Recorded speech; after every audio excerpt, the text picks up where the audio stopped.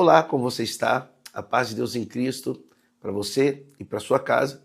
E hoje eu quero compartilhar com você uma história muito fascinante, a história de José. E fique até o final, porque ao final eu quero orar por você, quero orar pela sua casa, quero orar pela sua família. Nós vamos separar em 7 pontos a história de José. E nós vamos começar com os seus sonhos. Os sonhos de José eram sonhos que vinham da parte de Deus, eram sonhos reveladores, mas que causaram um certo tipo de desconforto aos seus irmãos. Os sonhos de José eram sonhos proféticos e indicavam que ele ia liderar sobre eles. Com a raiva, a ira e o ódio suscitado entre os seus irmãos, agora eles começam a montar um plano para matar José. Mas faltou-lhes coragem. Então eles resolvem vender José como escravo. Mal eles sabiam o que estava por vir. Venderam José para os medianitas e logo José estava agora não mais na posição de irmão sonhador, mas agora na posição de escravo. José então é levado para o Egito, onde ele se torna escravo de Potifar. Analisando a trajetória de José, nós vemos que ele passou por bons bocados, passou pela fúria e pelas mãos dos seus irmãos, acabou em uma cisterna e depois vendido como escravo. Isso nos traz uma reflexão. Será que não teria sido já suficiente os irmãos de José o jogá-lo em uma cisterna e vendê-lo como escravo? Mas não era o suficiente. Agora José teria que passar por provas ainda maiores. A mulher de Potifar o acusa de assédio. A mulher de Potifar o acusa injustamente e mentirosamente que ele havia atentado contra ela. Lembro-me da passagem onde ela fica com a capa na mão, porque agora José tenta fugir e a única coisa que restou era segurar a túnica de José. Túnica essa que ela usa depois como suposta prova de que José realmente tinha, vocês sabem, né? O que mais me intriga na história de José é que mesmo ela estando com a túnica, mesmo ela lançando a calúnia e lançando a acusação mentirosa sobre José, literalmente não impediu que José fosse jogado na prisão, mesmo José não fazendo o que ela dissera que ele tinha feito. José é falsamente acusado de tentar seduzi-la, sendo que você que já leu essa passagem sabe que ela era que queria José. E na vida de hoje é igual. Pessoas fazem de tudo para ter aquilo que elas querem. Defamam, dilaceram, jogam o nome de José na lama. Mas fique tranquilo, porque a história de José tem uma reviravolta surpreendente. Agora a acusação dessa mulher chega aos ouvidos de Potifar e ele não perdoa. Joga agora José no cárcere, joga José na prisão. E agora eu quero fazer uma pergunta para você. Como você lidaria se você estivesse na pele de José? Sendo caluniado, sendo difamado, sendo exposto, diante de todos, sendo literalmente colocado na cisterna e sendo vendido por escravo. Talvez não aquele escravo que vai trabalhar para alguém, mas um escravo emocional. Porque toda pessoa que degrine a sua imagem, toda pessoa que degrine você, toda pessoa que tenta jogar o seu nome na lama, pode ter certeza que ela quer lhe escravizar de alguma forma. Isso se chama controle emocional. Tome muito cuidado. A paciência teve um papel crucial na vida de José. A paciência o ensinou com sabedoria como ele deveria se movimentar diante das adversidades e diante de todas aquelas acusações falsas e infundadas. Hoje é muito fácil forjar acusações. Hoje você tem centenas de aplicativos que você pode inventar coisas mirabolantes e destruir a reputação e a vida de qualquer pessoa, caso ela não tenha sido chamada por Deus. Lembre-se disso. Os irmãos de José pensaram que iriam ter êxito na investida deles. Inclusive forjaram uma túnica, a banharam em sangue de animal e levaram para o seu pai na maior cara deslavada, ou seja, na maior mentira. Levaram para o seu pai na época já meio cego, e é assim que estão a grande maioria das pessoas. A grande maioria das pessoas estão cegas. Vamos lá, ninguém é melhor do que um pai para conhecer o filho que tem, é ou não é? Claro que sim. O pai sabia e conhecia os filhos que tinham. Mas ele já estava cego, já tinha perdido a visão, já tinha perdido aquele discernimento que é necessário. Então, simplesmente o pai acreditou. Porque, afinal de contas, ele tinha uma túnica, ele tinha sangue. O que acontecera? É verdade. Não era. E vamos trazer para o dia de hoje. Afinal de contas, as pessoas que defamam você, as pessoas que jogam ou tentam jogar o teu nome na lama, as pessoas que tentam o chamado hoje cancelamento, né? O que a gente mais ouve aqui na internet, chamar o cancelamento. As pessoas que tentam lhe cancelar, eles também têm uma túnica, eles também têm um sangue. Supostamente o seu sangue. Supostamente a prova de que você não presta. A prova de que você é um pilantra. A prova de que você é tudo de ruim nesse mundo. Mas eu te faço uma pergunta. Aquela túnica de José, aquele sangue, mesmo ao olhar de um leigo, ou mesmo ao olhar de quem já não tem uma visão, parecia verdadeira, mas era verdadeira? Depois de quantos anos foi descoberto que aquilo não era verdadeiro? E o pior, a cara dos irmãos de José, ao se encontrar e se deparar com o seu irmão, que outrora eles tinham jogado na cisterna, agora sentado no trono de governador do Egito. Foi bem difícil eles suportarem isso. Eu creio que foi muito mais difícil eles suportarem ver José sentado no trono sobre eles do que aguentar o sonho que José tinha tido alguns anos atrás. Eles só esqueceram que todos esses ataques, a reputação de José, toda essa vontade de literalmente matar José e jogar José na cisterna, fizeram com que José ficasse cada vez mais forte. Mais forte não para matá-los, mas mais forte para governar. Governar sobre muitos. Esse é um dos maiores exemplos bíblicos e que pode fazer com que você mude sua história a respeito dos seus ataques, das agressões e das pessoas que querem colocar você dentro das cisternas e querem vender ou escravizar a sua mentalidade com ataques. Você precisa entender, se você tem um chamado de Deus, se realmente foi o Senhor que lhe chamou, você não precisa se preocupar. José, mais cedo ou mais tarde, vai sentar exatamente no lugar aonde Deus preparou para ele, não importa o que aconteça. Não importa o que aconteça. José tem um lugar preparado, um lugar aonde Deus preparou para ele sentar. E pode o mundo inteiro ser contra, pode o mundo inteiro andar desfavoravelmente àquilo que Deus entregou para você. Mas mais cedo ou mais tarde, José sai da prisão e vai sentar no trono de governador. Essa história é maravilhosa, isso aqui é para o teu elevo espiritual, porque talvez você esteja passando por isso. Talvez pessoas estão jogando o teu nome na lama, talvez irmãos da sua própria congregação estão lhe atacando, ou talvez irmãos de outras igrejas estão tentando jogar a sua reputação no lixo. Fique bem tranquilo, José, porque o que é seu está guardado. O que é seu, mais cedo ou mais tarde, Deus entregará nas suas mãos. Porque, afinal de contas, não foi você que escolheu essa trajetória.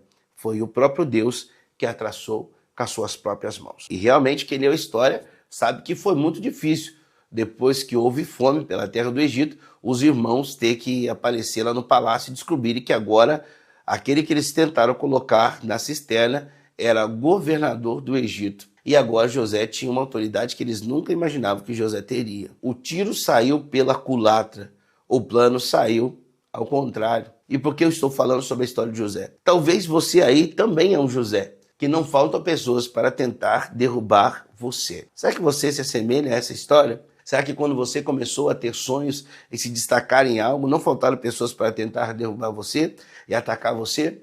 Atracar a sua moral, denegrir a sua imagem? Como que se essas pessoas nunca tivessem tido problemas em suas vidas? Mas como eu digo, é muito mais fácil jogar José na cisterna do que aguentar o peso daquilo que ele carrega. É muito mais fácil jogar José na prisão do que aguentar as revelações que Deus o entrega. É muito mais fácil. Mas deixa eu dizer uma coisa. Os irmãos de José esqueceram de uma coisa, que quem chamou José foi Deus. E isso muda absolutamente tudo na história de José.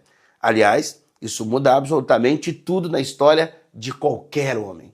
Quem o chamou? Quem o chamou? E a palavra do Senhor diz que José governa de forma maestral. Ele consegue acabar com o problema da fome no Egito e deixa o seu nome cravado na história. Isso realmente é fantástico. Mas, Caldeiro, o que a gente tem a aprender sobre isso? José é um exemplo de liderança. José é um exemplo de líder. José é o grande exemplo daquilo que acontece nos dias de hoje. Nos dias de hoje não é diferente. Basta você ter um dom, basta você se destacar e não faltarão irmãos ou irmãs para lhe apedrejar.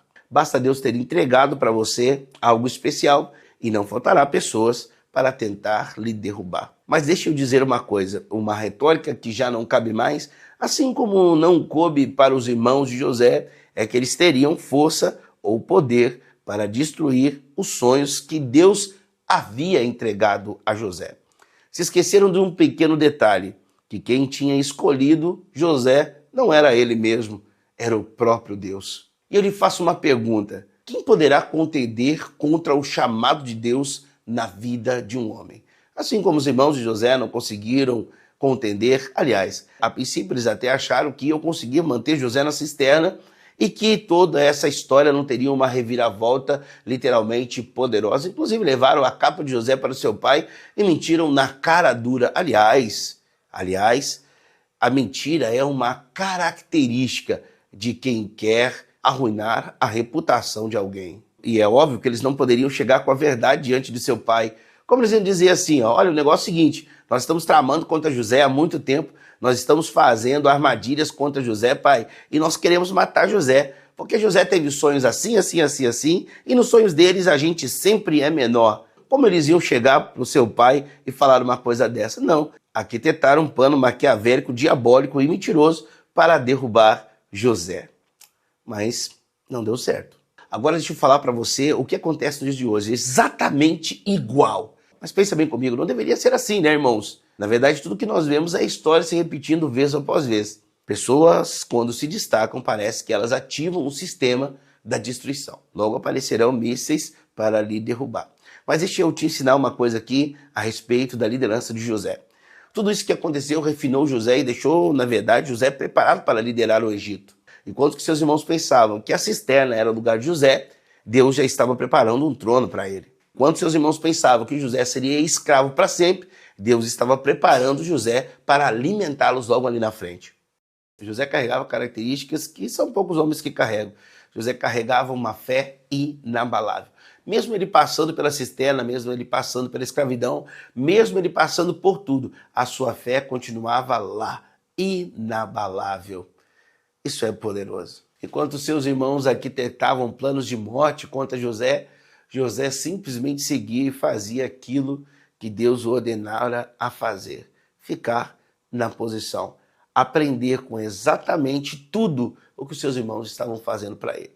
E ele tendo esse tipo de postura, ele acabava vendo a mão de Deus o livrando todo santo dia.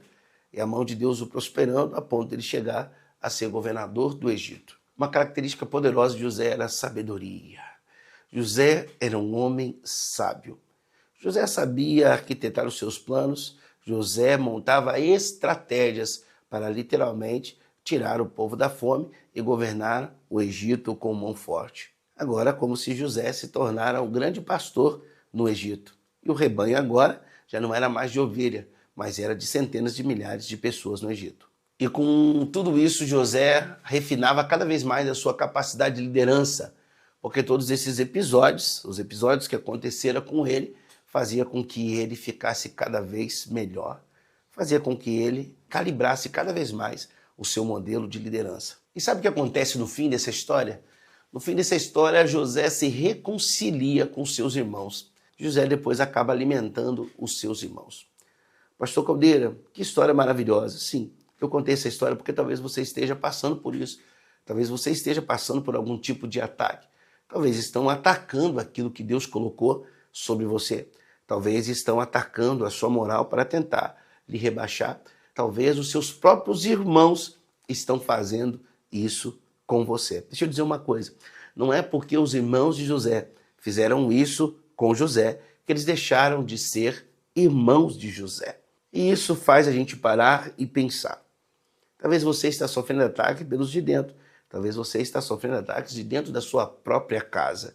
Talvez você está sofrendo ataque do grupo aí de convívio seu, aí no seu trabalho, talvez até na sua igreja. Mas lembre-se, eles ainda continuam sendo seus irmãos. E o que é melhor a fazer, pastor Caldeira? O melhor a fazer é seguir o seu caminho em paz com todos. Há quem diga que o tempo revela quem, é ou não é.